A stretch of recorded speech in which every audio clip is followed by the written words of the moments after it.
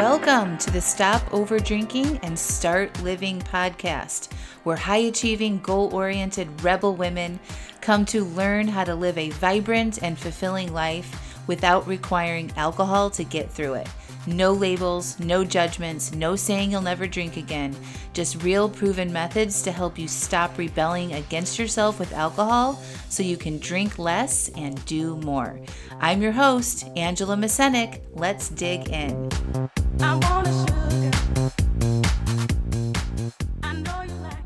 Welcome to podcast episode 262. How to be successful during dry January with certified stop drinking coach for men, Patrick Fox. Hello. Welcome back to the podcast. This is actually a rewind episode that I had in January of 2023 with certified stop drinking coach for men, Patrick Fox. Patrick Fox and I got trained at the same place. He coaches all the men. I coach all the women.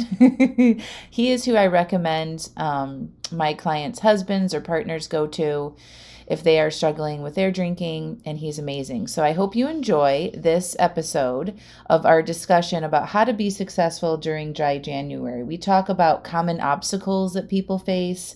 We talk about how to deal with partners and friends who are drinking when you're trying to cut back, how to treat yourself really well while you're working on this, and urges and a lot of other things. So tune in, enjoy, and I hope you're having a good dry January, and we'll talk to you all soon. Welcome to the Dry January webinar with myself, Angela Mascenik, and Patrick Fox. And we are here today to just help you with some tools about how to be successful during dry January, how to take it a little bit deeper than just counting days about being alcohol free, and so that you can feel good about taking some of these tools when you leave this month and continuing to explore your relationship with alcohol. So we have some four main topics we're going to discuss. I'll share that, or we will share that in a minute, but I thought we could start by just introducing ourselves. Patrick, you want to just tell them the short and dirty about you and how you got here and a little bit about your story, and then I'll go and then we can jump in. Yeah, absolutely. Thank you, Angela. Yeah, okay, I'll keep it real short. So my name is Patrick Fox. I am a life coach. I work with men who want to rethink alcohol in their lives. And not just alcohol, it is more commonly now as a lot of addictions, I think, is what it boils down to. And it's kind of what we're going to be talking about today, right? Like that emotional piece. So I stopped drinking alcohol in my life 4 years ago. I completely severed ties with it, if you like. That's just what worked best for me after many attempts at micromanaging it, if you like. So yeah, I celebrated 4 years a week ago. So that was super fun. Yeah, thank you. And from stopping drinking and like all of these other things that were going on in my life, it reignited my passion with coaching, and it gave me focus, it gave me purpose, and like all of that energy that I took back from not being hungover, not thinking about drinking, and all of those other things that come with it, I've just completely plowed into helping other people. And I was reflecting on this the other day, like it, doing my podcast, working with other people has been a massive part of my recovery, if you like, as well. So yeah, that's been really, really fun. That's awesome. Yeah. Can you tell them just a little bit more about like what it looked like for you in your drinking before you decided to stop or change it? Yeah. So, I mean, I would say I was a binge drinker. So for me, kind of Thursday through Sunday, there's a heavy drinking, a lot of going out. Sometimes it was all through the week as well, but generally not so much. And I was drinking a lot, doing a lot of drugs as well, right? And it came to a point where I just like had this nudge. Like I knew that I didn't want to do it anymore. I knew it was kind of like holding me back from doing other things in my life. I couldn't quite pinpoint what it was, but so I would do things in secret almost, right? Like, so I knew there was this part of me that wanted to stop drinking. So I started using health as a reason to stop drinking. So I'd sign up for running events. I said I wasn't going to drink because I wanted to like perform better for running. So like there was still part of me that could see that drinking was impacting all of these things. Even Mm-hmm. at one point, when I was thinking about being a dad, like I found out that alcohol can affect sperm count and stuff like that. So, again, that there was like these little nudges taking me towards this direction of shifting my relationship with alcohol. So I had a few attempts at not drinking. I think most of the time half-hearted. Like I was like, I'm not going to drink this week. I'll just drink on the Mm-hmm. weekends, and then Yeah. by Wednesday, we'd crack open a bottle of wine, and then it would just kind of like escalate. And then, Mm-hmm. as brains do, that all or nothing thinking was like, oh, I'll start again next week. Yeah. But and and then in 2017, the year my son was due to be born, I also got into the London Marathon. And at that point, I was like, I'm not going to drink this year. And I didn't. I didn't drink for nearly 7 months of that whole year. I had one glass of champagne after 100 days, which I found in my journal, which was amusing. But yeah, that's not bad in the grand scheme of things, right? Yeah. And then it came to like the summertime in the UK, and it was hot outside, and my baby'd been born, and all these things. And then like I just found myself back drinking again. And this time when I started drinking, I started getting really bad hangovers, like worse than I'd ever had before. And then I started using cocaine to assist me in being able to drink more. Because the weird thing, Andrew, is like I didn't actually like being drunk, like as in not having my wits about me. I like the Yeah. feeling of being drunk, but I just didn't like the being drunk. I didn't like not being able to remember what had happened and all of those things. Mm-hmm. And I think it started getting a little bit scary where like there were like bits of the nights that I couldn't remember. And like you get that anxiety, like, oh, what did I do? What did I say and Yeah. stuff. Yeah, also just like spending a ton of money, a lot of time and energy being wasted. And to like And maintain the drinking, right? Like adding the drugs to help you maintain the relationship with alcohol. Yeah. yeah, it's Yeah. exhausting. It's a lot of work to maintain It, that relationship, like there's a lot of commitment It that goes really into it. is. Yeah, Yeah. right. You have to be committed. And then because I'd have this like threshold of like 4 or 5 beers, and then that is when I'd have to get drugs. Like have to, even now I've got that language right. But I wouldn't have. I'd be in my overdraft most of the time because I was just like spending money going out all the time and like making all these promises, and then like the rationalization that I would go through to make it okay to go to the bank and withdraw like another $100 just to go and buy drugs to carry on drinking for the Wow. weekend. Yeah. Fucking Yeah. insane. Yeah. When you look at it now, it feels insane, but in the moment, it made sense to you. Oh, it made Sounds complete like, sense. right? Yeah. Yeah, no, I That's like that's where we can get kind of like, whoa, because we're in our own mind about some of that shit, right? yeah.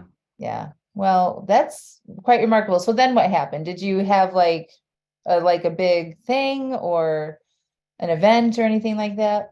Yeah, so I talk about this is like I hit my rock bottom, right? But rock bottom doesn't mean to have to be like the worst thing in the world that could have ever happened to you, right? Like I think you get to choose your rock bottom. Mm-hmm. You and what I mean by that is like you just go that I'm done. Like this is it. This is me making a decision. Like I've had enough. So my rock bottom was it was Christmas time 4 years ago, and I didn't drink Christmas Day because we had a new puppy. I think I had like one or two. I didn't drink Christmas Day because I was driving and I had the new puppy, and I was just kind of stressed anyway because I'd already been actively thinking about alcohol use. Like I started reading This Naked Mind by Annie Grace and stuff. Mm-hmm. So like Mm-hmm. like there was this Yeah.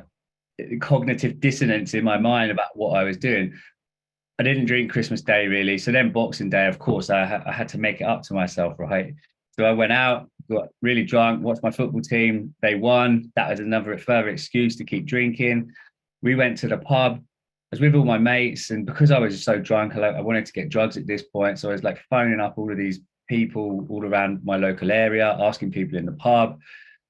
It was just like no other thoughts about anything other than getting those drugs. And Yeah. I don't remember much of the night other than just like my phone was dying. So I had to go across and buy a charger. Then the charger didn't work. And then I was like getting really anxious because my girlfriend works in a pub and I didn't want her to know what I was doing. But like you know what I mean? It's like all this Yeah. crazy stuff. And then there's this image of my my son, 1 year old son at home, my puppy at home, my daughter at home, like all of the other family members who were at home and who'd gone back to do whatever that day. And luckily, I didn't get anything that night because I think that was my real sliding doors moment.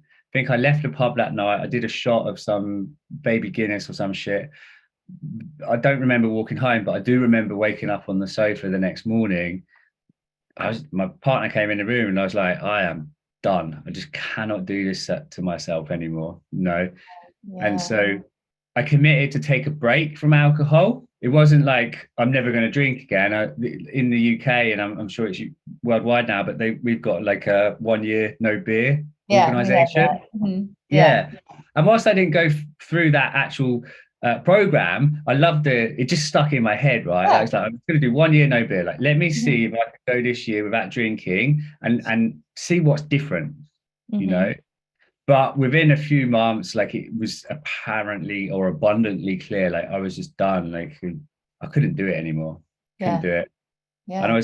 I was feeling so much more confident. And I think the rise of zero beers and lots of other factors kind of helped with all of that. Mhm. So Mhm. Wow. yeah, and Well, here we thank you are, for 4 years sharing later. that detailed story. I mean, I Thank think for it's asking. just so helpful for everyone to kind of have a picture because I'm sure somebody has a variation of that story, you know? We all do, especially over and over and over again when we go out or drink more than we want, and then we're like, I'm done the next day. And then it doesn't become I'm done. But this time you listen to yourself, which is remarkable, right? Yeah, it really is. It's just like can't do this to myself Yeah. anymore. And it was strange because it wasn't like I hadn't had those thoughts before, but Hmm. something had shifted in me. Like now I actually Probably, knew them yeah. to be true, right? Like I Probably like believed the what they were education that saying. you had given yourself before that by reading the book and like the science Yeah. around it. And like you saw the patterns probably a little bit more conscious, right? And then it was just like, and yeah, this is it. Yeah, Yeah. definitely that book made a massive difference. Do you know, I think one of the biggest things was in that book, and we know as well right outside of it, but like alcohol is ethanol. Yeah. And I think about that, and I'm like, ethanol's, like some additive that they put in fuel for cars and planes and all of this stuff. And it's like, Yeah. why are we drinking that? I know. I know. You It's know? toxic, right? Yeah, Yeah. pure alcohol will kill you. Right. Like that's why we drink it at like 4 or 5, and then up to 15, maybe 30, whatever. Like because pure alcohol, its purest form, is absolutely lethal to Yeah. human beings. Yeah. Well, thank you. Yeah, So if you guys don't know my story, I'll keep it short and brief too. But basically I overdrank um for my whole life, ever since I started drinking, partying in college, all that kind of thing. And then it became just more sophisticated looking when I graduated college and like had money and like had to entertain clients and things like that. So I would, wine and dine people and travel and, like it would be like a fancy cocktail or a martini or something like that. And then there was wine club memberships and I got into wine and like I had this identity around being somebody who knew a lot about wine. And my husband and I got married in a winery. Like it was just very much entrenched into our lifestyles. And I would still try to cut back and all of that. Like I like if I traveled or something, I went to like a sales meeting and we would totally overdrink and party because it's like, work hard, play hard type culture. I would remember like flying home and like my ankles would be swollen on the airplane. And like that was, oh, this is how crazy it was. That's my sign that I need to cut back. I have to wait for my ankles to swell for me to be like, it's time to take a break. Like yeah, I would let it get that far, right? I mean, it's so crazy, like what our things are, right? For me, that was like, yep, I can tell I need to, do a detox. My ankles are swollen and that's uncomfortable. So I would diet, I would go and restrict myself very heavily. I would do like a juice cleanse or some sort, and I would struggle with my weight and I had food stuff too. So like there was all of that combined. And then it just like kind of kept creeping up. So it would be a Tuesday and it'd be stressful after work or whatever. And then I had 3 kids back to back and I was working full time. So like as my life got more involved, my stress levels, my anxiety levels, overwhelm, all that stuff went up. And that's when I used alcohol more, especially wine after work to take the edge off all that stuff. And I had actually quit my job. I was in advertising at the time. And because I knew, like, kind of like you, Patrick, I was exploring a different way of doing things. I'm like, my life isn't working for me, but I didn't really pinpoint it to the alcohol. I yeah, was like, but I just can't keep doing what I'm doing. So I actually started a blog, a healthy lifestyle blog. and I was going to figure out how to like make my own money online. So I quit my job, but I wasn't making any money and I didn't know what I was doing. And I was very confused about what to tell people. This is such a weird story, but like I was confused and I had this identity thing. I'm like, I'm not a professional right now. And I'm also just not a stay-at-home mom. And like, I don't know what I am. And I found life coaching, and then within I joined a life coaching program, and they said make a goal for the year, like the one thing that you have been struggling with the longest, like let's work on that. And for me, it was my weight, because my parents put me on a diet when I was 8 years old. So like there was just a whole long of history of dieting and up and down, and alcohol was involved as well. But when I started working on that, I decided to not drink for until I got to my goal weight. And that break that I gave myself from alcohol completely changed my life. Like it just totally opened everything up for me. I learned how to be with my feelings. I learned how to manage my mind. I learned how to follow through for myself.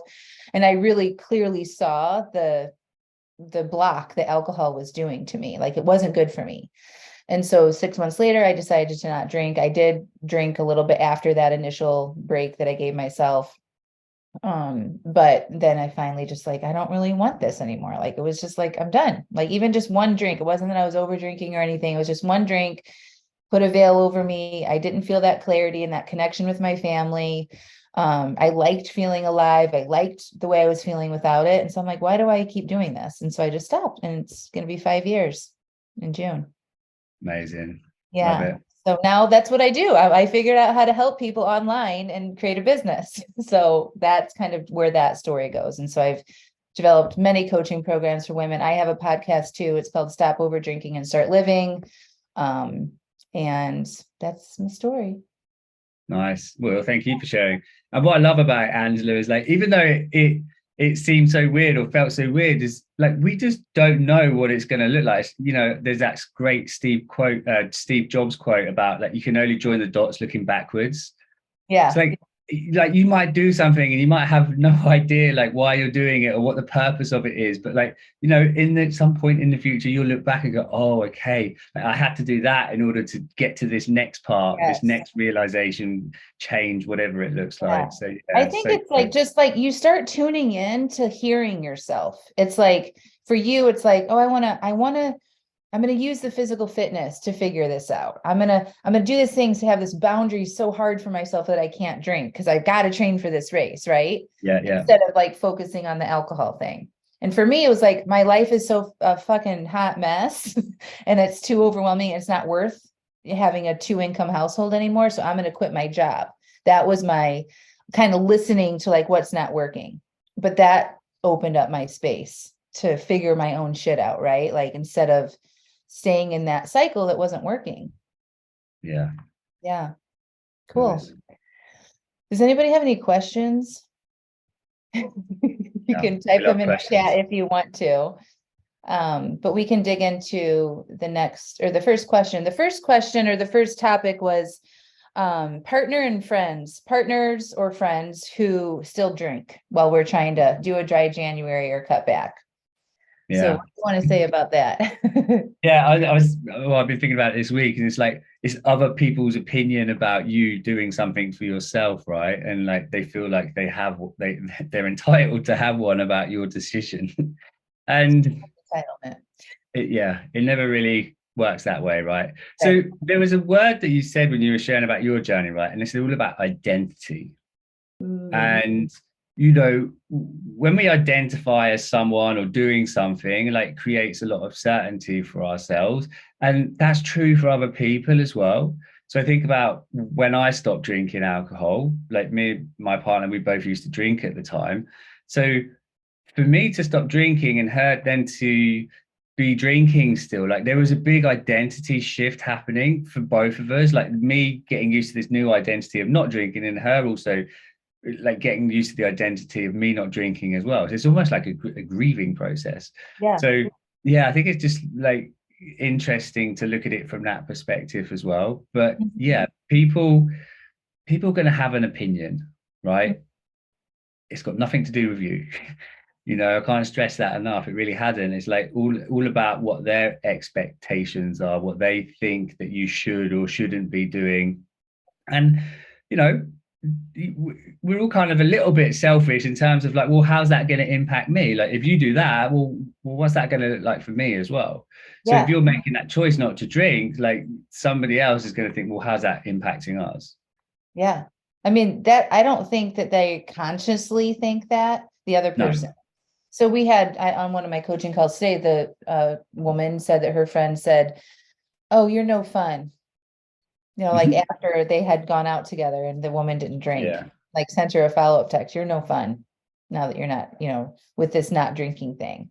First of all, that's rude. Don't ever say that to somebody. it's P.S. Tell all brutal. of your friends.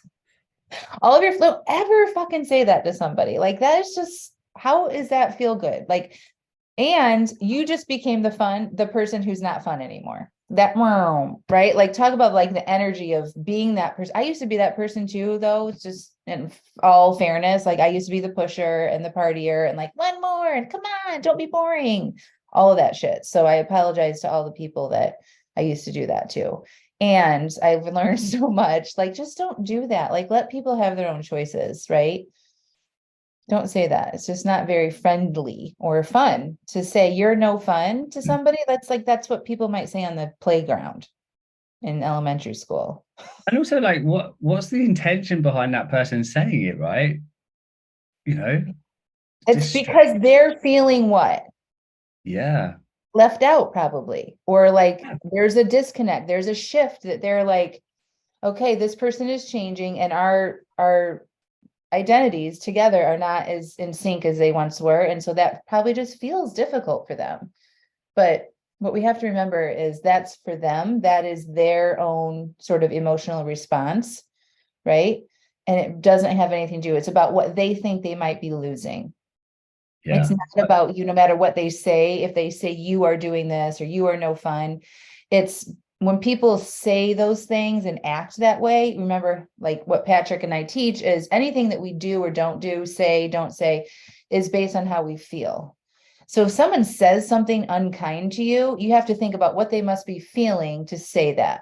And it could be threatened, left out, confused, right? And so when they feel that way, we generally don't act great, right? And especially people who don't know this kind of work. yeah, So I'm not trying to give them a pass or anything. It's still totally freaking rude, but just know that that's coming from their own pain that they probably have no idea about because they're still drinking. yeah. Well, I Yeah. don't think it's like such a beautiful example. It's got nothing to do with you, right? Like it's all about them. It's about what, as you said, what they think they're going to lose, what they're afraid of in the friendship. Like maybe they have this expectation that you're the one that they go out with to unwind, quote unquote, with alcohol. And like now that you might not be doing that, and they're worrying about, well, what am I going to do in the future? How am I going to take Right. care of my own needs, right? Yes. Yes. It's all about them. It's all about them. It's not so much Yeah, about you. So the other part of that, just kind of understanding, like when people say that, that's what that means. And that's what kind of like, that's for them to figure out. Not, you don't have to explain anything to anybody if you don't want to. And I think like, especially with people who are married or partnered and they live together, it can be kind of complicated, right? Or like they might be monitoring you when you said you were doing dry January or, right. Or like they're tracking you or something, right? And this came up today too. It's like when they might say something to you about your drinking, right? Or not drinking, like what can we do to help them with that? yeah, It's like whenever there's an opportunity, when somebody says something you don't like, it's an opportunity for you to look at your own relationship with alcohol. So like even if somebody says they don't, why, like judging you for not drinking, try to be conscious of that and be like, okay, so instead of me worrying about what that person is thinking or doing, how can I just focus on working on my relationship with alcohol? How can I yeah. take that time and energy and look at what I'm feeling right now, what I'm thinking about it? Because that's the most important thing when you are the one making the changes. And I think it's a skill, right? Like rethinking alcohol in your life is a massive thing because we just look around in the world that we're in, and only yesterday I was with some people and they were really frustrated because they'd stopped drinking for 6 years and they were watching this program, and like it was about women who something had happened, like some stress, and the first thing they do is go and drink alcohol, right? Like, so Yeah. we're getting that conditioning like even Yeah. now. Yes. And when you're making that choice for yourself, like I don't want to say you're going to be vulnerable, but I think you might be a little bit more sensitive to other people's reactions to it. And so it's just like you've got to be patient with yourself and like develop that, nurture yourself through that process as well. Mm-hmm. Yeah, because what other people say definitely is a trigger sometimes, right? Like Yeah. the emotions behind what they're saying, the energy behind what they're saying can land on us differently than maybe they are intending it to be. And just to know, like when you're not drinking, you probably haven't been aware of how you've been feeling for a while, right? That's yeah. It's like going to the doctor, the dentist, and like you've got a nerve exposed, right? Like stuff's gonna Yes. be a little different than it did in the past. Yeah, and it won't always be like that. Like, of course, like that's part of the process is learning how to be with your feelings and like this taking a break during dry January will expose you. So it's like I was imagining this visual recently. It's like this, I'm like literally an exposed nerve, like walking around, right? And I'm susceptible for to triggers and pain and all the things, right? And once you give yourself a chance to look at that and process those feelings and interrupt the patterns that you had, then it becomes a lot easier. It doesn't mean it's never going to be painful or you're not experiencing negative emotions, but it just becomes a lot easier to manage. So dry January gives you an opportunity to expose all that shit. Yeah. And I would just invite you to pay attention to it. When you do feel those really hard feelings, to get curious about that instead of judging yourself, blaming somebody else, like really go in and be like, okay, what is this about? Why am I Yeah. so upset about this thing? Why am I so reactive to this thing? Grab a journal, write out all your thoughts and your feelings about the situation so you can see it. And then, let yourself just pause and breathe and process that through and break that cycle. We don't want to just try to cover it up with something else, right? Like food or scrolling on Facebook or deep cleaning the house. I mean, that can be helpful sometimes, but you know what I'm saying? Do you have anything to add to that? Like, we don't want to like not pay attention to that stuff. Yeah, like as you were sharing that, what came up for me is that, if someone says something, as you're saying, like not to blame them, or not even necessarily to try and understand them and why they're saying it. I think that's not what we're saying at all. It's like actually the invitation is just to come back to yourself. Is Yes. yeah, what's happening for me? Like what am I afraid of, right? Like, so if someone else is afraid they're not going to have their drinking partner, well, what fears are coming up for me when they say that, right? Like, because also there's someone in your life that you might not have the same relationship as well. And Mhm. how we are wired as humans is for connection, right? And so something like that can seem like a big deal to our brain. So I think, yeah, Yes. really coming back to yourself, getting curious, compassionate, you know, they're all skills as well. I think if that's not something you've done before, like it's about developing that in yourself as well, Yes. Yeah. And I I think think it's, journaling is an amazing tool to start doing yeah, that with. getting coaching, talking Coach. about joining a group of people that are working on this kind of stuff together, who are open to sharing this stuff with people. Um, I think if you look at some of those things when people say something or do something, right? And instead of wondering why they did that or said that and spending all that time making up stories about why you think they did that or this or that, like that Yeah. just causes you unnecessary suffering, by the way. And we have no idea why we do it. We really like knowing the human condition. We're driven by how we feel to say things, do things, whatever. That's fine. But spending any more time wondering why they're doing something like that is just time taking away where you could look at yourself and really dig in and learn something about yourself, because this isn't going to be the only time that you're triggered about something, right? We're humans and everybody says stupid shit all the time, including myself. Yeah, right. Like we're emotional beings. Like Yeah. that's part of being a mammal. And you know, it's such a good point. Like there's just no point trying to understand why somebody else is doing something. Yeah. Just get super curious with yourself. I think Yeah. can't stress that bit enough. Yeah. Okay. Does anybody And have any questions about partners or friends or people saying stuff or all that. I mean, we could talk about this for a full hour.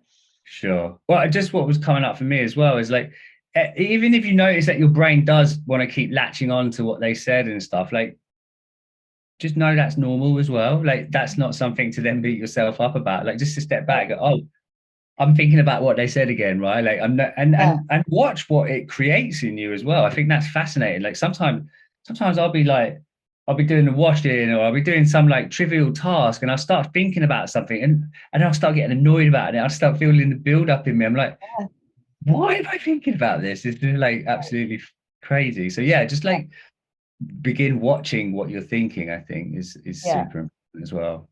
It's like understand like for you and me, this is second nature at this point, but like I think Yeah, for me, the first cue that I weird. might be ruminating on something is how I feel.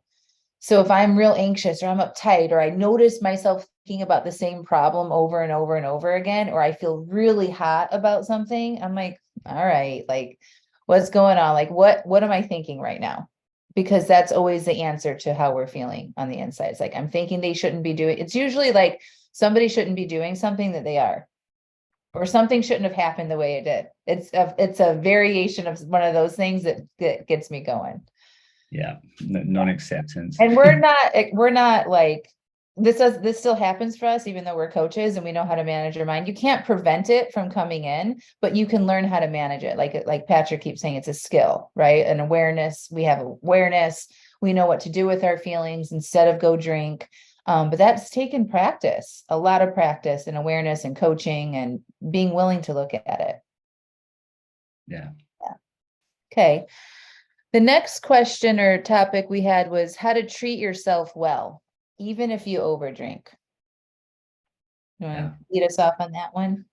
Yeah, I think it's again another really important topic, and you know, the brain's natural tendency is centered towards negativity bias, right? Like that's all part of that survival brain in ourselves. So if we do something that we don't if we do something that we don't want to do, say like overdrink, for example, like our brain's going to focus on that and it's going to start making it a problem for ourselves. And the more that we start making it a problem, we'll start beating ourselves up and criticizing ourselves and asking ourselves questions like, oh, why did I do that? Why am I so stupid? What's wrong with me?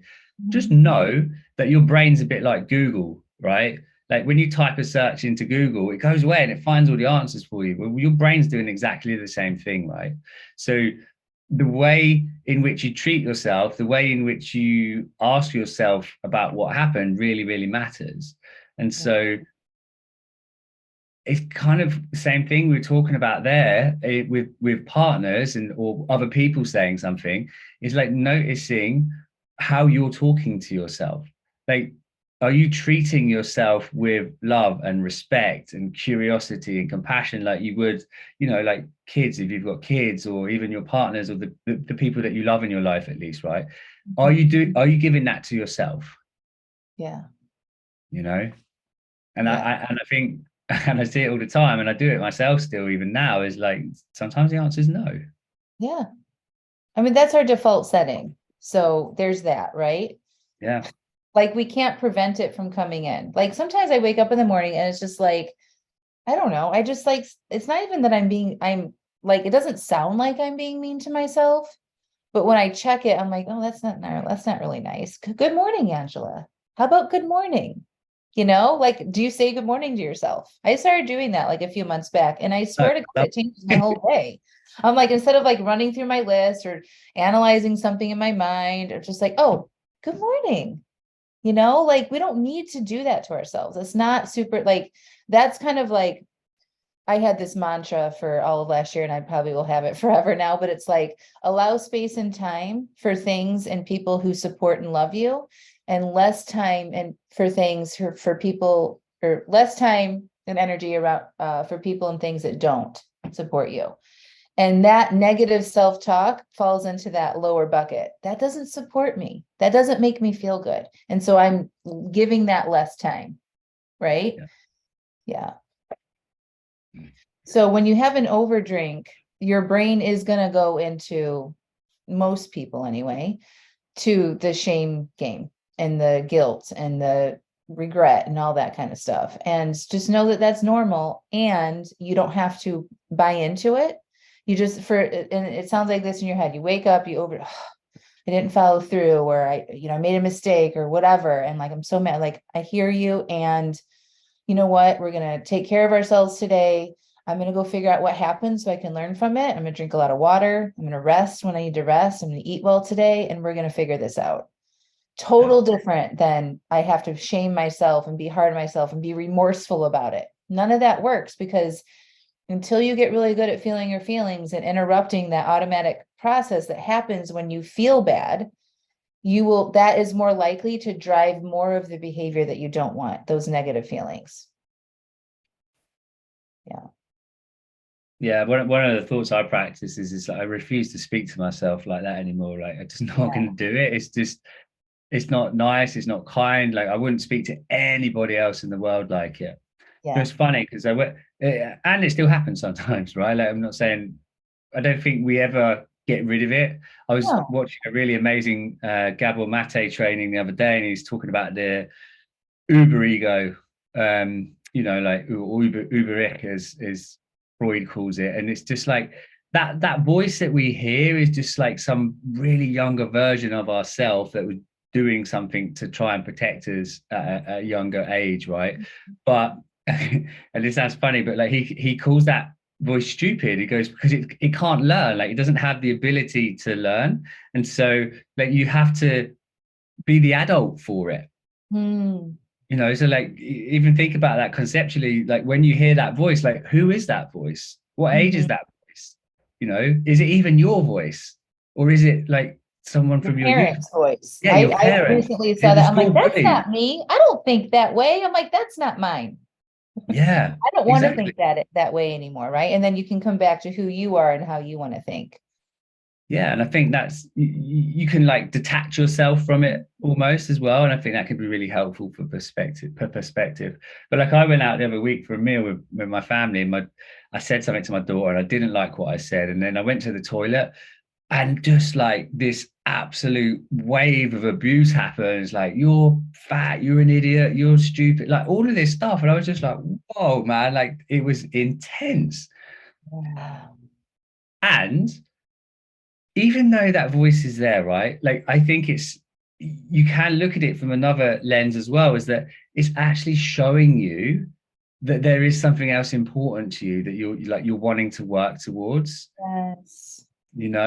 So even though doesn't feel great and all of that, but it's like it's showing you there is something else that you want. Right. It's like disappointment, we want to be disappointed when we don't follow through, right? We want to see that.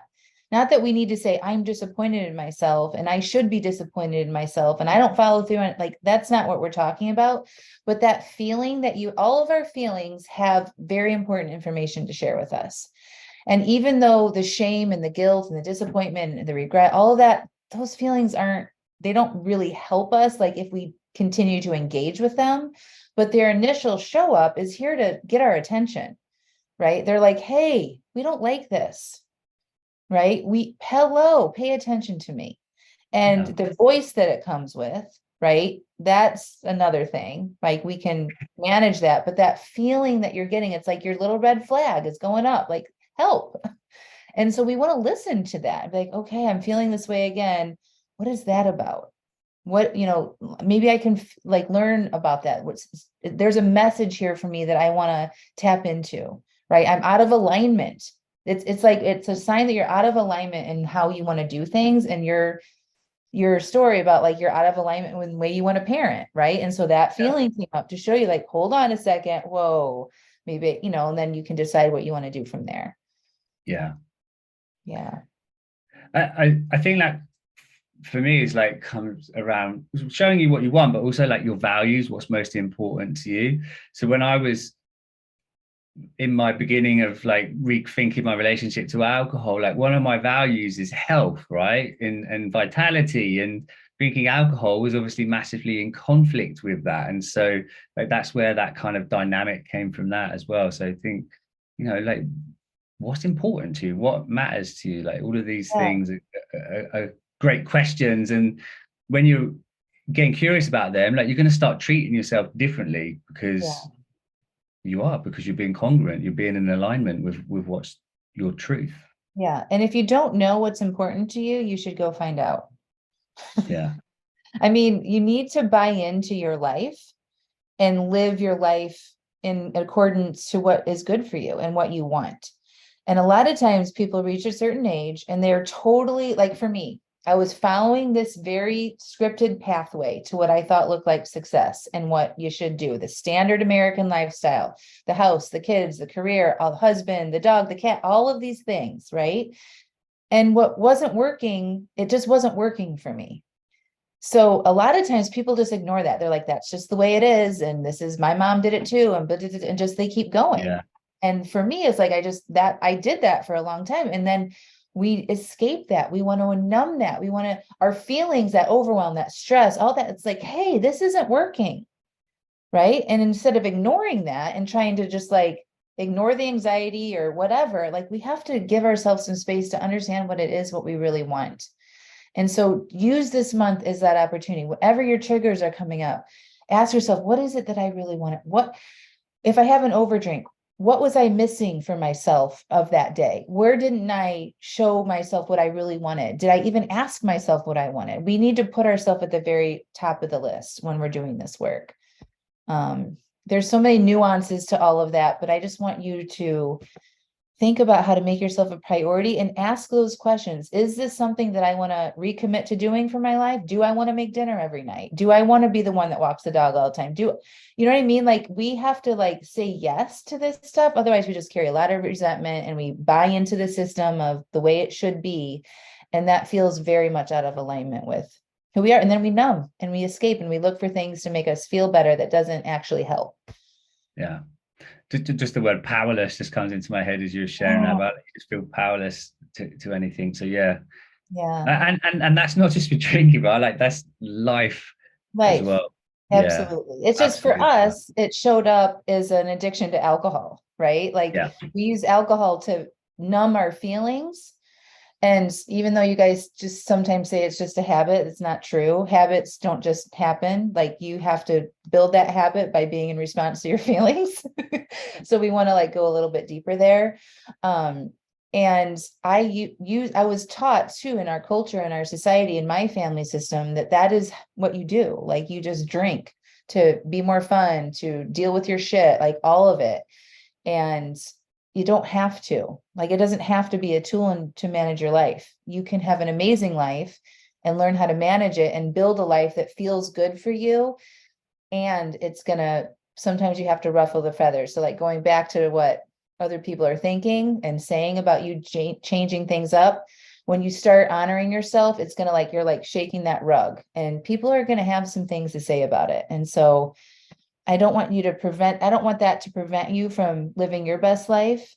Because people are going to have opinions until the day you die, but you have to understand what your own opinion is about your own life and then start following through on living the life that you want to live. Yeah.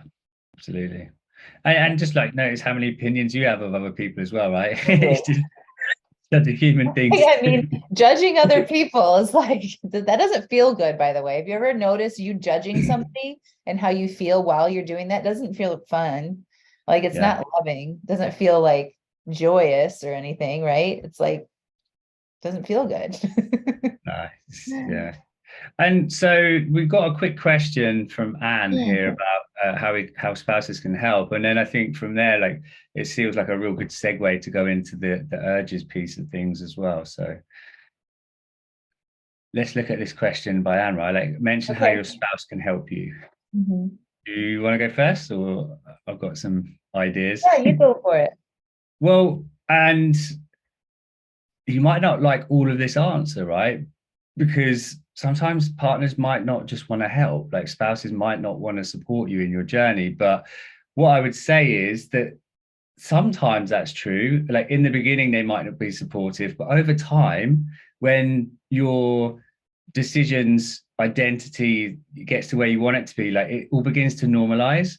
So I spoke about my partner earlier, right? Like in the beginning, it created a little bit of tension in our relationship, but now we're like years down the line, and she buys me alcohol-free beers. Like, she's very supportive of it in Mhm. my life. So, like, in the beginning, it might be a little bit, I want to say the word rocky, but you know what I mean? Like, it might be a little bit different, and then over time they begin to support you. Mhm. That said, other things that you can do are to like really communicate with your partner. Right? Like, I think you were talking about it earlier, Angela. Really like expressing, look, this is what I'm doing. This is why I'm doing it. I understand that's going to impact you. What Mhm. can we do about that? How can we help to meet our own needs? I think that's the key thing, right? Like, not meet each other's needs, but how can we meet our own needs? Like, what can we do to support each other as we go through this transition? And Yeah. that's what it is. It's a transition, right? Yeah, it's like a recalibration of what your relationship looks like. It's a change. And it, change comes like, it can be up and down. It's not going to be like this perfectly smooth sailing thing sometimes, right? I don't really know any big changes where that's the case, right? It's always like can be up and down. And so we just have to be willing to know that it's not going to look a specific way. It's not going to be perfect, and you're going to learn how to communicate with each other better. For me and my husband, like, he had questions too. I was turning 40 at the time when I was working on all of this. And I had planned to have people, all my local friends, come to my favorite wine bar and celebrate my 40th birthday. And I was hosting it and buying it all and everything. And he's like, so you're going to invite people to this wine bar and you're not going to drink. I'm like, yeah, that's going to be great. He's like, like, he didn't say, like, I could just sense that he was just like, we'll see how that goes. Cause like my Yeah. past, right? I mean, this is like, she's going to drink. Anyway, I did it and I showed up and I was like, so fun. And I paid for everything. Like, it was a great time. I legitimately had a good time. And so did they. And so it's almost just like, we have to let them have their own thoughts. Mm, I didn't try to change what people were thinking. I just focused on me. And so sometimes people are going to have thoughts and things about it. And it's like, it's okay that they do, because that's just what they are used to seeing. And so if they doubt you or they question you, or they're, fine tuning your drink plan or whatever it is, it's like, it's okay. Because I just need to show them with time and communication and telling them specific details about what I'm working on, it'll become clear down the road if it's not right now. And I also just told my husband, like, I really remember one night I was having some urges and he was sitting on the couch and I was sitting on the couch and I looked at him. I'm just like, I'm having some strong urges right now. And he's like, hmm. I'm like, yeah, I really want to drink, but I'm trying to learn how to process and feel my feelings in my body. He had never heard this shit before. Like, he probably thought it was just talking in a foreign language, but just talking about it in the real moment of it was really, really helpful for me. Not that I needed him to do anything. It's just like helped me reiterate to somebody that was a human what it was like for me. And it helped him understand me more. And so our relationship actually got better. yeah. So, That's one of the things I love most about coaching, right? Is like we just get a witness to whatever's going on for ourselves, and you yeah. being able to share that with your husband, like it just, I imagine, just like lost so much of its power because like you just got it out of Yes. your head. Like, oh, I have Right. to, yeah, It's like, like yeah, I want voice some it. drinks. I'm not going to Yeah, do it, but I'm just telling you that's what's happening for me right now. It's just like it's a human response. It's like there's nothing wrong with you for it, right? Yeah. Does that help, Anne? I think like we want people, we can talk about this for a minute. We want people to support us, right? Like we think sometimes some obstacles people have. Well, it's really hard for me because my husband, that's all we do. And that's all my friends drink. And you know what I mean? So we kind of give our own limited um I don't know, possibilities for ourselves because we think that nobody's going to be supportive of us, or we have tried in the past and we haven't gotten the support that we think we need. And this is just tough love, but the biggest support you will ever get is from yourself. And so it's almost like you kind of have to let go of people doing things exactly what you think is going to be super helpful for you, because we can't control other people. We just can't. But we can control is ourselves if we try to control anything. And so again, just take that energy of your expectations for other people and put them in a loving way onto yourself. And how can you support yourself, or where are you not supporting yourself? Or if you think I need more support from this person or that person, okay, maybe there's a deficiency in the support that I'm giving myself. Where can I go get that for me? yeah. Yeah. And I think like the more that partners and other people see how committed you are and like how we see you doing what you say you're going to do, they start accepting that reality, like they stop pushing, like there's not as much push on it, if you like, as well. So I think like the more, when my partner, when she really saw I was serious about it, like then she began to accept, like, okay, so this is how it is, Yes. right? Then we could just like Yes. settle into that Yes. new way of being. And Absolutely. sometimes not everyone's going to come along for the ride, unfortunately, Yeah. right? That But again, is that will be revealed over yeah. time. Yeah. It's good. Wait, we got another question. Hold on. Lori says, I'm working on the no shame after an overdrink, but I'm wondering, how would you respond to a partner that says something like, I thought you weren't going to drink that much again? What do you have to say? Because that's similar to what Anne was looking for too. What do you Yeah, say to somebody who's judging you about your drinking? yeah. Well, I mean, you could. You're right. That wasn't what I was planning to do, and I'm going to learn from it, right? Or you don't have Yes. anything. It's entirely up to you. You don't Mhm. have to defend yourself. But Mhm. if you feel defensive, be curious. Yeah. Why, yeah, like why am I reacting in that way to what they're saying? Because, like I can imagine someone says that something to you like that to you, and you're going to feel like a little bit like attacked, maybe, for want of a better word. But Mhm. like you might have a reaction to it, but really, like they're just saying some words, like they're just stating an observation, like, oh, I thought you weren't going to drink as much than you did, and okay, yeah, I did drink that much, and I'm going to do something with it. What do you think there? No, I think just what I was telling one of my clients earlier today was, when you notice the hot feelings coming in response to something like that being said to you, it's because there's some truth to what they're saying. Yeah, Even exactly. though, even though it doesn't feel good to be on the receiving end of that, and we don't want to be monitored and tracked and all that kind of stuff, you have decided, if you've decided to cut back and you've kind of said these things out loud and then you don't follow through, it's like you are probably somewhat disappointed in yourself, but you just don't like being called out on it. And that's okay. It's Yeah, I okay. love And I being think, wrong. you could just be like, yeah, man, you're right. And I don't really like you telling me about it. And I'm going to go get my journal and I'm going to go figure this out. Right. Or I'm going to get some Yeah, support on this, or I'm learning. And and then like, go do some of that work. If you're in my program, you definitely know what to do. Go do an evaluation. What happened, right? With curiosity. What was I feeling at the time that I drank more than I wanted to? What was going on for me that day? What was my mind saying to me after I already had a couple drinks that I should have more? Like, I need to capture all of that so I can get some awareness, so I can be aware of that next time I'm around alcohol.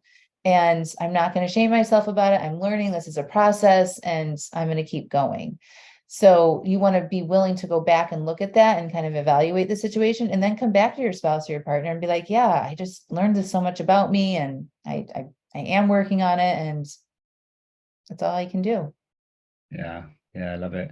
Lisa just went on to say that her daughter asked the same question and it actually helped her in her resolve as well. So, like it really depends where you are in your kind of Yes. mindset in terms of how you receive that answer.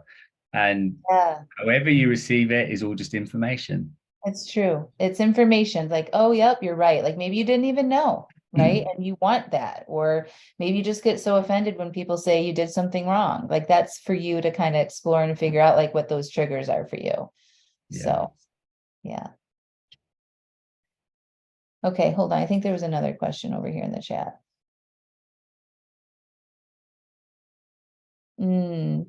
Tanya, you live in Wisconsin. Literally, people brag about and take pride in the fact that we are one of the drunkest states in the world. I must break that generational habit of drinking. I think that's so funny because like all of my clients think that their city and their town are like the drunkest like everybody, it's just what you do here. And Patrick probably has the same thing in the UK, right?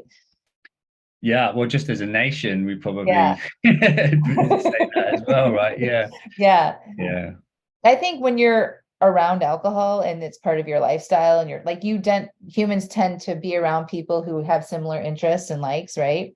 And so it seems like that's the case, but there's all sorts of groups of people who don't drink, like look at big religious groups and things like that. So it's not necessarily true, but however, alcohol killed more people than COVID in 2020. So it's a real thing everywhere. And I love that you're adding that you want to break that generational habit of drinking. I didn't even realize the generational patterns until about 3 years after I stopped drinking. I learned how to stop drinking through life coaching. And so that's very much like making goals and thinking about what you want in the future. And yes, processing feelings and managing your mind. I never did the deeper work of looking at how I was just like programmed to believe that I was boring without alcohol. But after being away from it for a while and learning more about it, my family definitely programmed that. Like I remember as a kid saying, like my grandparents didn't drink and they would call them boring and sticks in the mud and they should just have a drink and loosen up. Like all of that was programmed to me from a child. So when I think about generational stuff, it's not so much like it's a gene, but it's like the water that it's in the water, right? It's in the language that people use around you. It's how they show up, the actions that they take around you that influence you the most. Yeah. Yeah, And it's what just I good to will be aware of. say, yeah, absolutely. And what I will say is like that's a fucking great why as well, like wanting to break that generational habit of Yes. drinking was Yeah, powerful, like to be very, able to very look into that powerful. more as well. Yeah, yeah. My kids don't remember me drinking. I'm so glad. No. Yeah, nice. And my husband too, like just to give some hope out there to the maybe the spouses or the friends who are still drinking a lot and you're trying to cut back. My husband was an overdrinker too. And about 6 to 8 months in or so after I stopped, he totally cut back. He rarely drinks. It's just not a part of his lifestyle anymore. And he started doing a little bit more self-development and like it was just like a delayed response. But the reason why he did that, because he came to those terms on his own, right? I finally made this decision instead of pushing diets on him. We have to do this together, like I did in our whole relationship. I'm like, I'm going to do this for me, and I've got to just let him do him, and that put the pressure off, right? And he just was influenced by my being in the house and his own decisions around it. So it does come, and like all of my clients say that their husbands just kind of start drinking a lot less when they start doing this work too by default. Like it's not because they're making them do it. Yeah. Yeah. Looks like we have Yeah, a bit of activity. I think maybe like let's talk about urges and feelings now, because I think some of these questions that have just come in, I think these might help with yeah, what they're asking. let's do it. Um, Do you have to go exactly at 1 or can you go a little bit over? no, I'm good. Yeah, no, I'm having fun. I'm happy to stay and answer questions, whatever I comes should up. probably wrap by 1:30. Yeah, that's perfect. Okay, cool. We'll try to get it done in the next 30 minutes. All right, so let's talk about urges. You want to start? Yeah, yeah. Right. I didn't even know what these things were, right? And Yeah.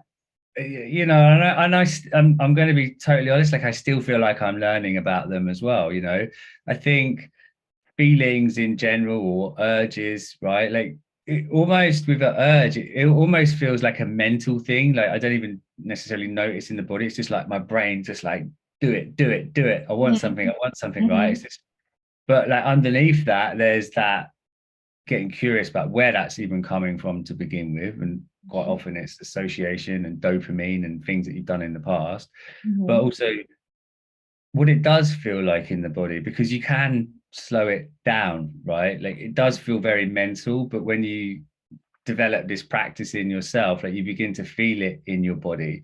Mhm. And you might not want to feel it in your body because it's almost like something wanting to get out. Like you wanted to put something in order to get out. Yeah. Just like paradoxical, isn't it? Yeah. Yeah, it's like we want to like it's like quelch it or like quench it or something like that, right? It's like we drink it to like to melt it away or something like that. Yeah. Yeah. Yeah.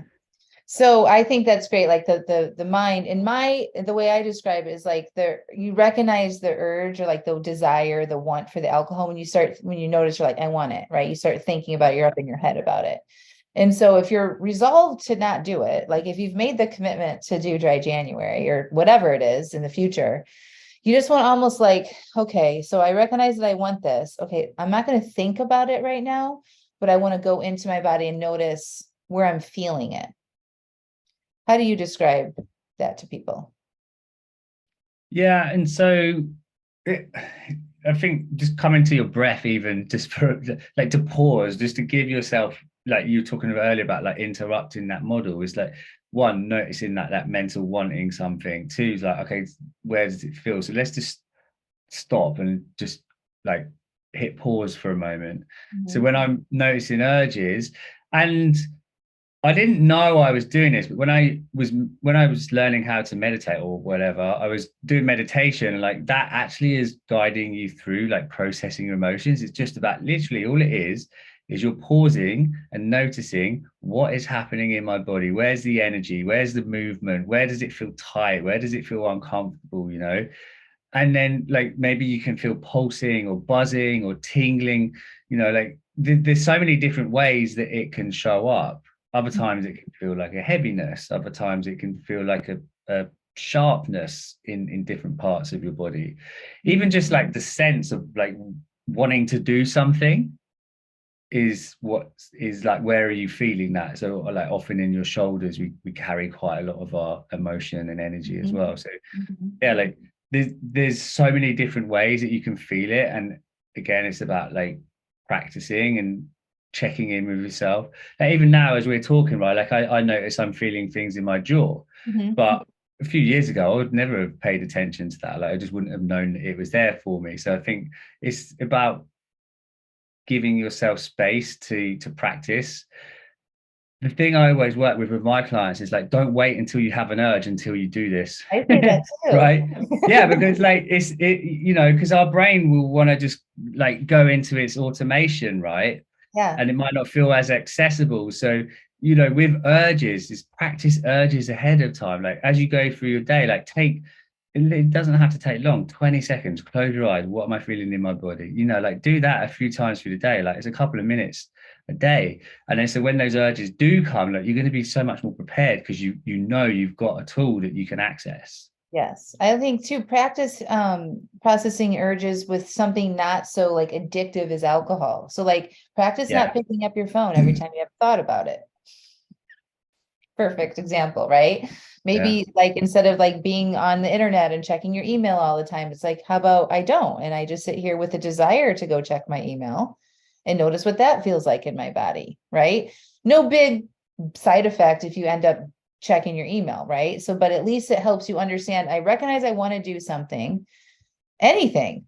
What if I didn't do that? What do I feel in my body if I don't follow through on the suggestion that my brain gave me to go do that thing? It could be yelling at your kids, you know, yelling at your spouse. How about you feel that energy? You're like, "Oh, I'm noticing that feeling. Where's it? It's hot in my shoulders and my neck and my face, it's like, I just want to get it out, right? Yeah. I mean, not from experience or anything, but like that's the kind of practice that we're talking about. Don't wait till the end of the day when you're tired and hungry and like all of your resources are tapped out and you've exhausted yourself. Practice checking in with yourself. And there's another benefit to doing that during the day too, is that you get to connect with yourself and you get to have more emotional awareness and vocabulary and understanding about how different feelings feel in your body. And not only will it help you drink less later in the day because you've connected with yourself and like tuned into what you need and what's going on with you, you're not carrying around those emotions all the way to the end of the day, and then you have to escape them all. But it will help you interrupt a lot of things that you may not want to do and feel better. And you don't need anything to do it. It's just like, oh, I'm feeling this. You take some deep breaths, you've resolved it, and you can move on without needing anything to fix anything. Does that make sense? Yeah, I love that as well. Because like one of the questions here is around shame, right? So if you imagine as you're going through your day and that you're actively just like noticing when things come up and you're just like paying attention to them Mm-hmm. and you're not following through with that emotion. So say it was like shouting at your kids is the example that you gave, Mm-hmm. or maybe it's like uh, getting frustrated at somebody in a coffee shop because they're taking too long, like whatever it is, like Yeah. when you stop yourself from doing them, you're going to have less judgments, less shame about those things. So, and like as that is actually taking away from how you feel at the end of the day, is what you're saying, Yeah. right? So it's an amazing thing to be able to do for yourself, because the more you do that before you have an urge, the less you're probably going to have urges, to be quite Boom. honest. Yeah. Absolutely. Because the urge, I like to describe the urge is definitely like that's the language that we use. We think I'm worried about the urges and what am I going to do with like when I want that and white knuckling and resisting the urge and all of that. The urge is just kind of like the top layer. If you think about like a cupcake or something, right? The urge is like the feeling, it's a vibration in your body for sure. It gets you to go do something, right? It's pushing you to go do something. But kind of scrape off that top layer of the frosting. And what's underneath that urge is probably a bigger emotion that you need to get curious about. It's like, okay, I want the alcohol, but if I ask myself this question, if I don't drink, what feeling am I going to have to be willing to sit with? Yeah. Then that cupcake is going to reveal itself to you like, oh, I was pissed off because my boss said this to me at work, or the kids didn't clean up after themselves, or whatever the fuck it is, right? That will be answered to you. You just have to listen, ask yourself those questions. And then you can work on processing that feeling, which is exactly the same process as processing an urge. It's just breathing. Where do I feel that anger in my body? Just saying I'm angry and it's okay. I don't need to go drink from that. What can I do that would be more helpful for me? All of that stuff really, really helps. Yeah. Yeah, because there's like the habitual drinking thoughts that create desire, like getting home at the end of the day. Maybe you've got a routine about like have a glass of wine with dinner and stuff like that.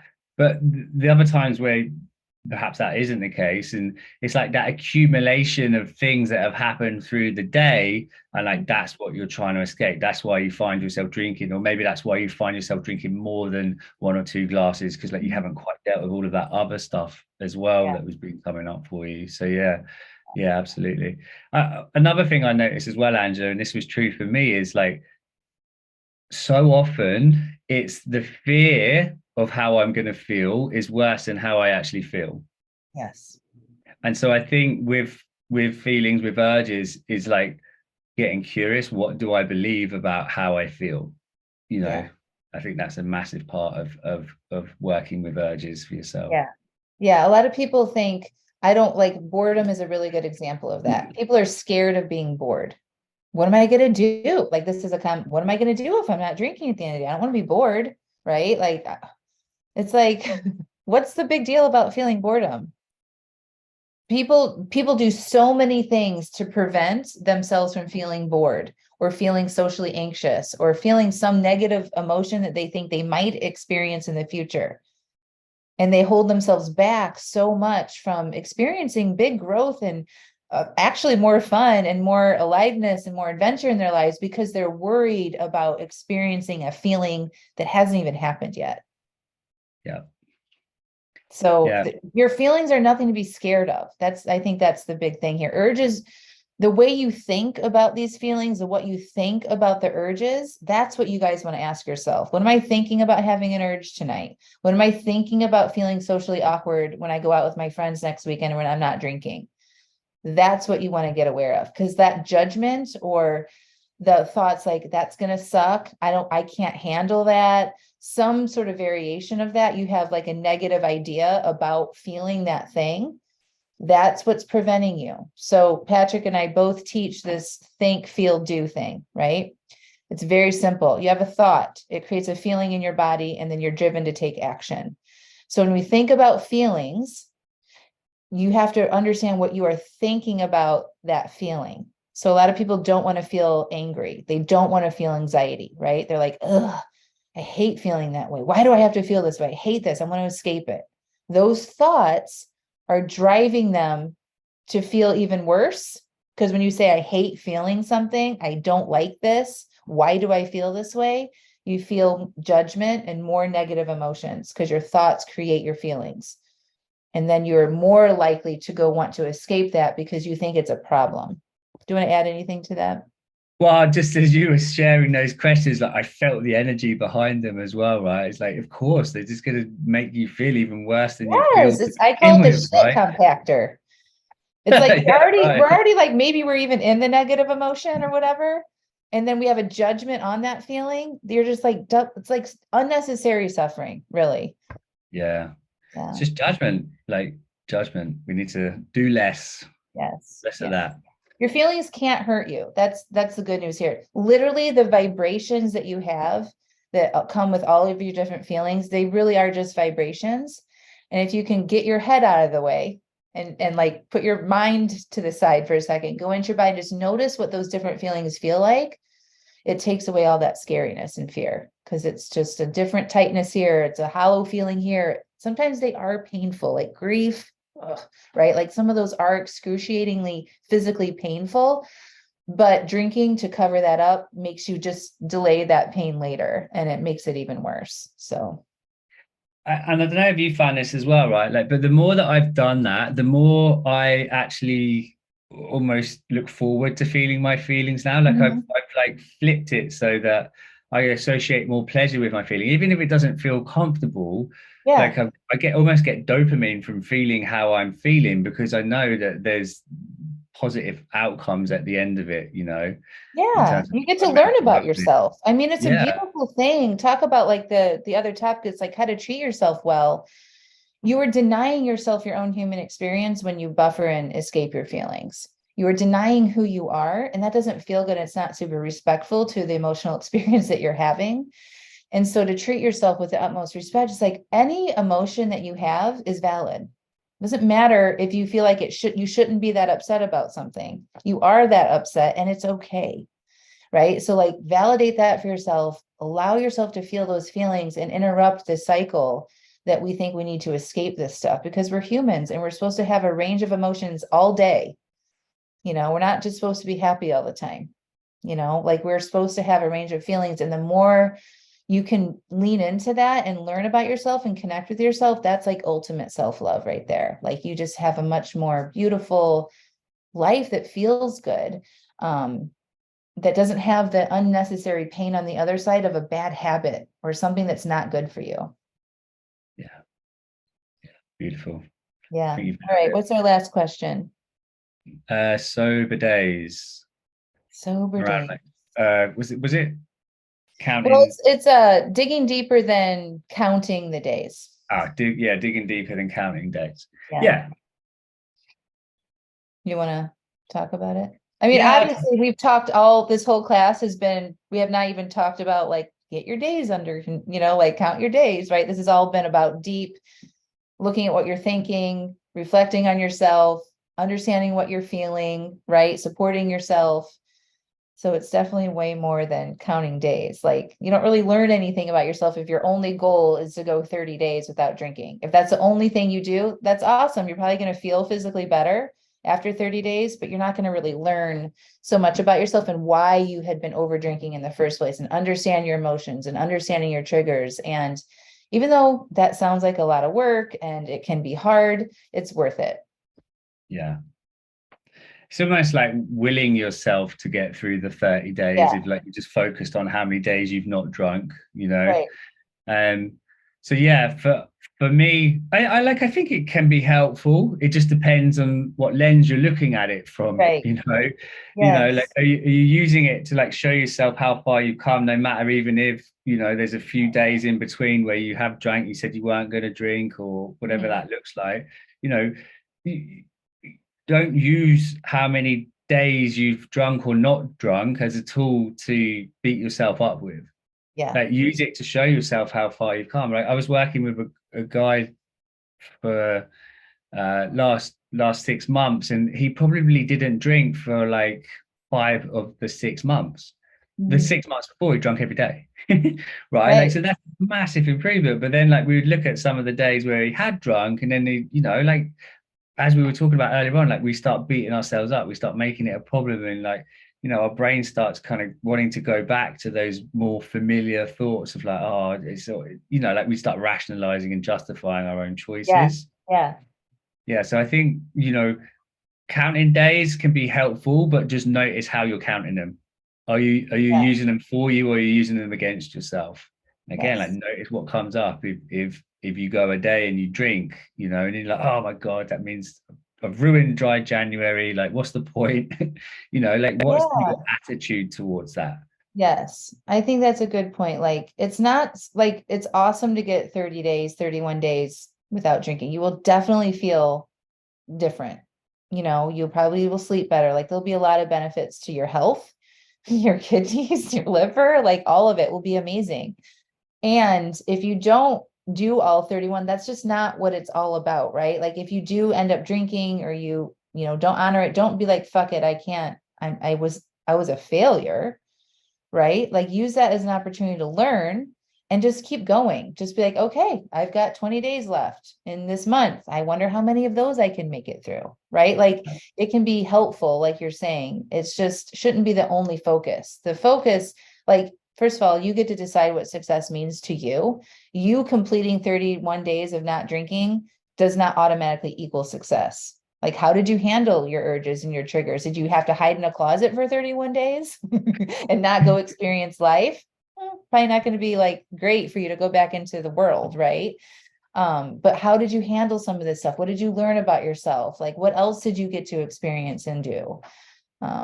So you get to be the one that decides that. Like, there's not some governing body that says you're successful about any of this stuff.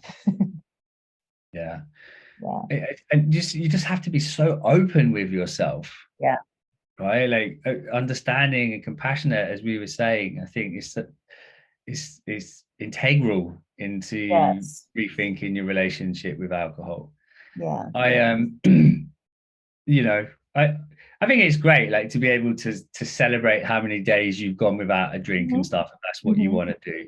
Mhm. But equally, I think, what progress have you made, right? Like even if you haven't drunk, because it goes back to our brain will focus on the negative, right? And what you focus on, you create more of.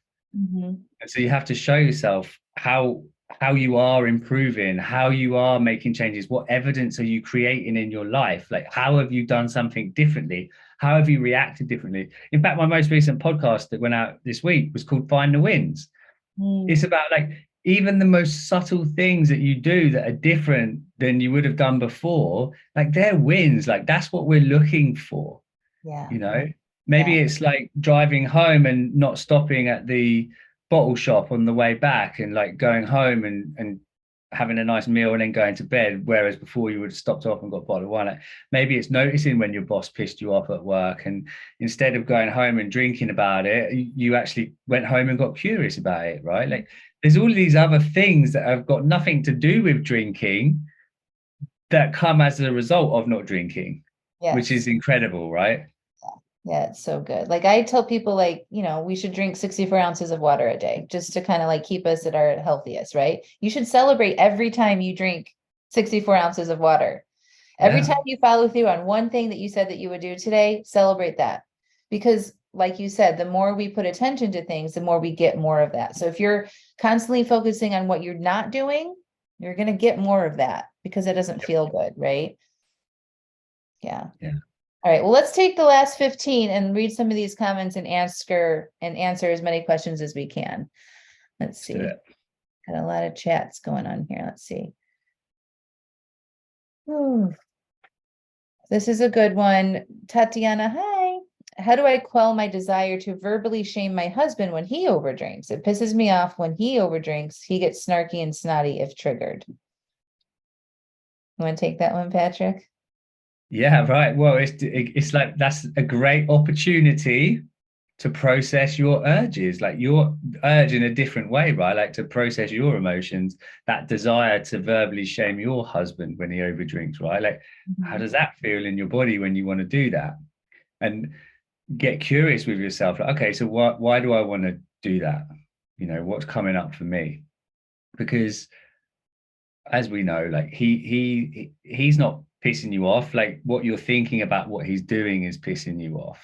Yeah. And so the question is, and from a very, very curious way of asking, is like, why? Like, why do you think that might be happening for yourself?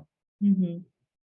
Yeah, it's just an opportunity for you to connect. And if you don't want, it sounds like Tatiana, you don't want to do that anymore because you're asking how to quell that rage inside of you. I know what that feels like to fucking go for it, right? And it's just like you can imagine it, you can be with it, and just like I've talked about this before, like I think about throat punching people sometimes. Full transparency. I've never done that though, but I kind of fantasize about it sometimes, like, right? I have that desire at times, but I never follow through with it. Your desires aren't problems, right? Like you probably have a desire to do a lot of things that probably, like I have a desire to drink caffeine at 2 o'clock in the afternoon. I rarely do that.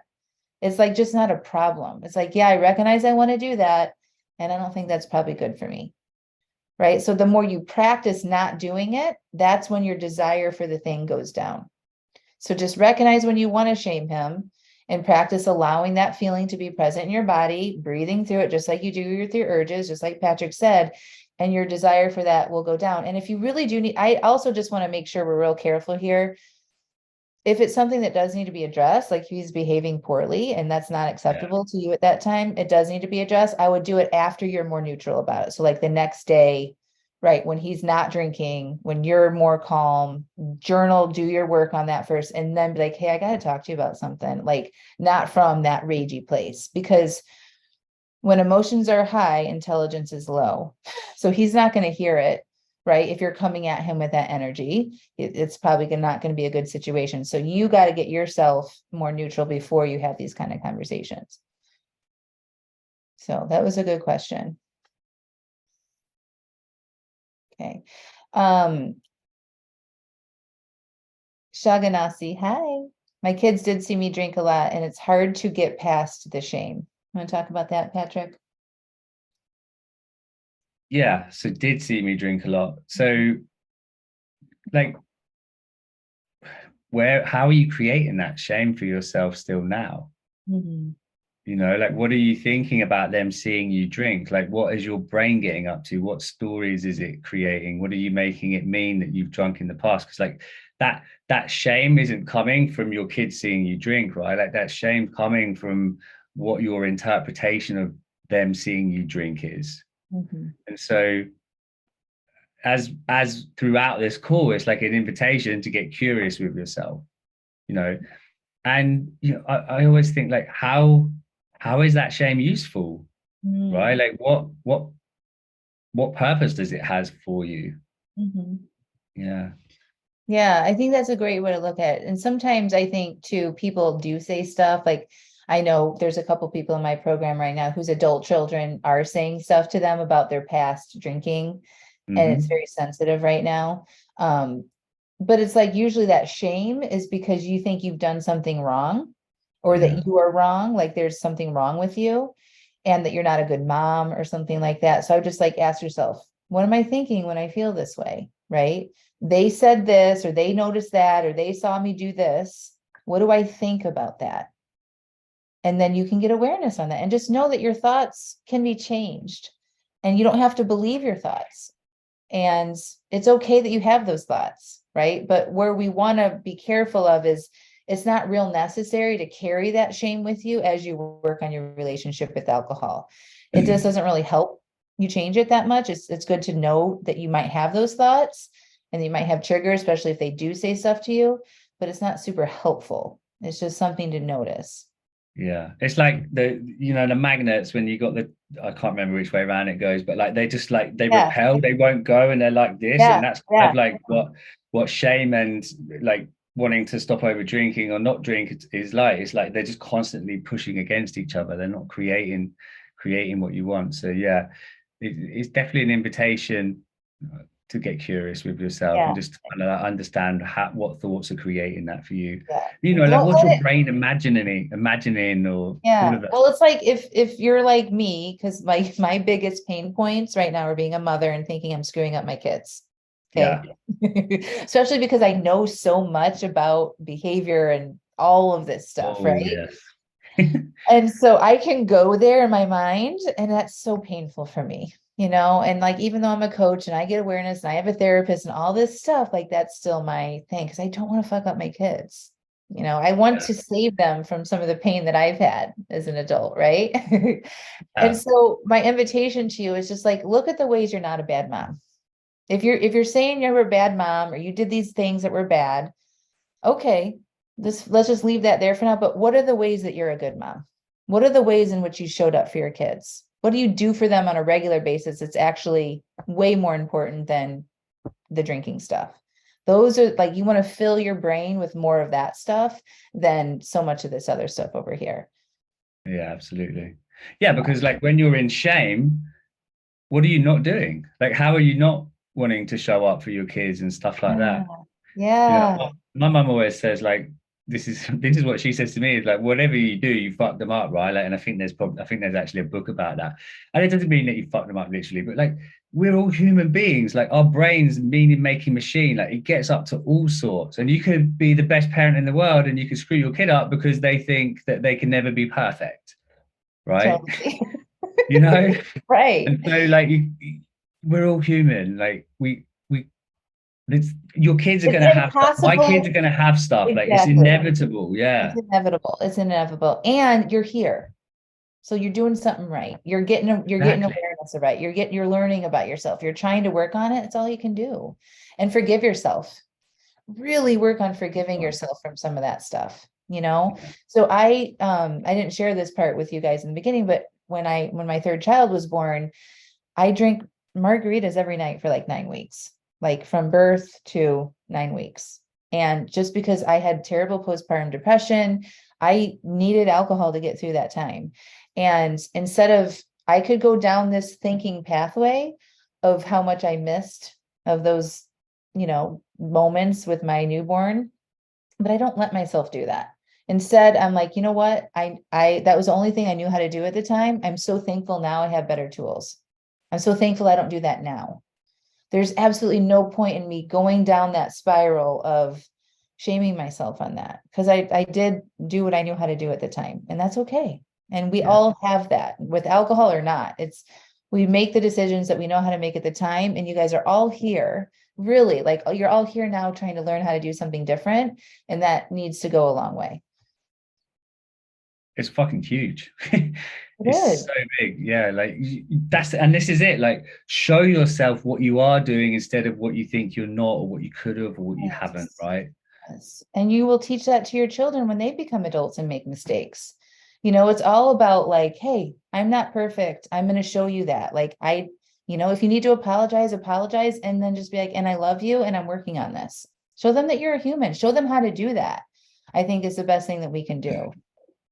Yeah, right. Like it's that old adage, it's not what we do, it's not what we say, it's what we do. It's like what do you want to model to your kids? Like with that example of the restaurant I said about earlier, I didn't show up in the way that I want. Like I apologized to her afterwards. I told her what was going on for me, right? Like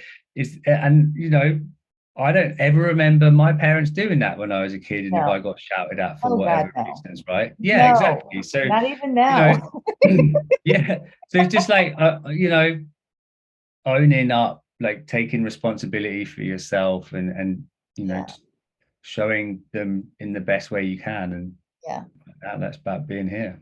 Yeah. All right. Um,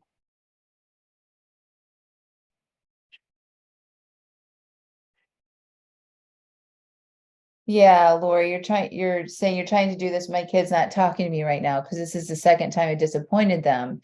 So I'm doing the healing by myself right now, and it saddens me, but I'm going forward. Wish I had their support, of course. Like, of course, we wish that we had their support. And I don't necessarily know that that's true. Yeah. I wish I had their support. That may just be a thought that doesn't feel good for you, and it may not even be a fact. Just because they're not talking to you doesn't mean that they don't support you. That's an action that they're taking. We don't really know what they're thinking, right? They're just having a boundary with themselves or whatever. Like it doesn't mean that they're not supporting you. So I don't want you to believe that. Do you have anything to say about that, Patrick? Yeah. So what came up for me is like almost like maybe they're waiting to see you do something so that they can start to trust you again. So in order for you to trust yourself, like Mhm. that's the support that you need for yourself right now. Like trust in yourself, and hopefully that's they'll see that, and maybe their support is, and it might sound a bit harsh, but like maybe their support is like from stepping back for a moment so that you can start to like rebuild that relationship up for yourself. But like, Yeah, yeah, thinking that they're not supporting you or that you had their support is one of those thoughts that sounds like it's coming from a good place, but really it's actually kind of it's that critical voice, that I would judgment. agree. I would just try it on like how Lori, how does it feel when you think that they're not supporting me right now? Like, it sounds like for that we're coaching you, by the way. Like, I hope that's okay.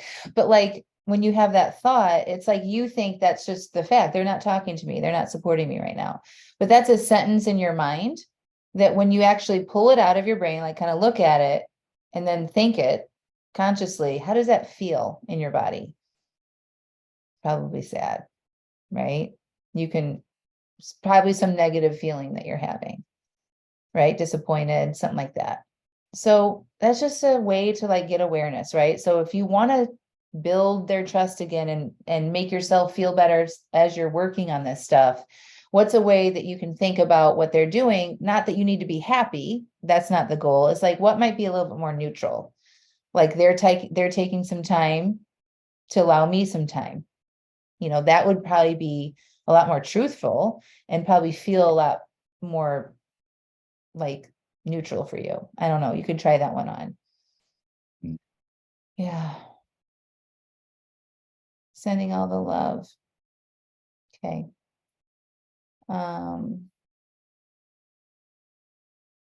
Okay. Just looking at urges akin to anxiety, like little anxiety attacks. What do you think? Yeah, I mean, it's the same principle, right? Like anxiety is created is that fight or flight response a lot of the time, isn't it? Like we're in our future, we're thinking about what might happen and what probably doesn't ever happen, right? Mhm. But it's like that accumulative thing, when you like building on that anxiety, then it can lead to something like an anxiety attack because like your body doesn't know what to do with it anymore. It's just kind of like in survival mode. So, with anxiety, emotions are one and the same, aren't they? Like when we're processing urges for drinking and not touching our phones, for example, it's the same as processing how we feel sad. It's the same as processing how we feel anxious or angry and stuff, right? It's all about getting back into your body, getting out of your head, right? Because when you're focused on your breath, when you're focused on what you're feeling here, you're not up here. And this is what's creating all of the feelings in the first place. Yes. So, Yes. I think the our urges akin to anxiety. I think you can have more urges like we talked about earlier if you're not checking in and processing your feelings on a regular basis, right? So like if you just aren't in tune with yourself, you're not connecting with yourself. How am I feeling right now? Doing some breathing, taking care of yourself, then all of that kind of stays with you in your body. And then you have more urges to get rid of it, especially if you've responded to that in the past with alcohol. So you might have more urges if you're not really addressing your emotional needs, throughout the day or on a regular basis. And like you said, Patrick, earlier, it's like if you can address some of those emotional needs, you might not have as many urges. So that's what it's like for me. Like when I notice my feelings come in and out throughout the day, I try to pause and process them. And then I'm not thinking I need something and I don't get an urge to like go eat something at the end of the day or go escape that, because I've dealt with it. It's not even like a consideration in my mind. It doesn't even come up as a suggestion to do. Yeah, it was so fun. I'm so glad we finally got to do this. We've been talking about this and it's like, let's just do it. Try January. yeah, no, yeah, it's been great. I've loved it. All right, friends. Well, I'll talk to you soon.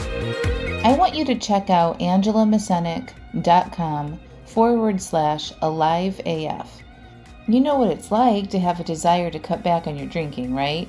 You start to read books, listen to podcasts, try things, but you might not be able to yet put all the pieces and suggestions together in a way that actually makes sense and works for you. You might struggle with beating yourself up after an overdrink. You might get frustrated with yourself when you take 2 steps forward and then another 2 steps back, and get overwhelmed with what's right and wrong about your relationship with alcohol. Your friends tell you that you should be able to have just one drink, and it isn't a big deal. You might be white-knuckling through urges and resisting instead of peacefully processing them. And you might struggle with your identity as someone who has enjoyed having a lot of wine or alcohol in your life. It's around you all of the time. It's what you do and who you are. Well, after 5 years of successfully coaching hundreds of women through these struggles, I have created the Alive AF membership, where women like you can learn the basics on what it takes to cut back and reach your goals with alcohol, whether it is to just drink less or totally quit. And when you join, you will get the exact framework I used to change my own relationship with alcohol and still use today, that has led me to be alcohol-free for over 5 years. You're going to get access to my resources, videos, and worksheets that have been proven to change and reduce how much you drink. Every day you can ask questions, share your obstacles, and get coaching and direct support on the challenges you will face with love and no judgment. Also, you will get immediate access to workshops like uncovering your alcohol identity and changing it, how to say no to things that don't support your new identity or life or goals, aka boundaries. A workshop called Creating Emotional Agency, and another one, How to Manage Your Mind to Succeed at Your Goals, and more. Every month we have a brand new workshop. These workshops are filled with step-by-step prompts and instruction to help you create the exact relationship with alcohol that is best for you. My mission and vision for Alive AF is to be a hub of support and resources for women to come and learn how to do what is best for them and becoming more alive in the process. When you join, you're going to learn how to take care of yourself better, how to feel good and become more alive and go after the life that you really want. I want this membership to be affordable and an easy solution where you can get all the help you need in one simple place whenever you need it. So, no need to go read another book, find a new podcast, attend a free webinar, or go down the path of piecemealing it all together.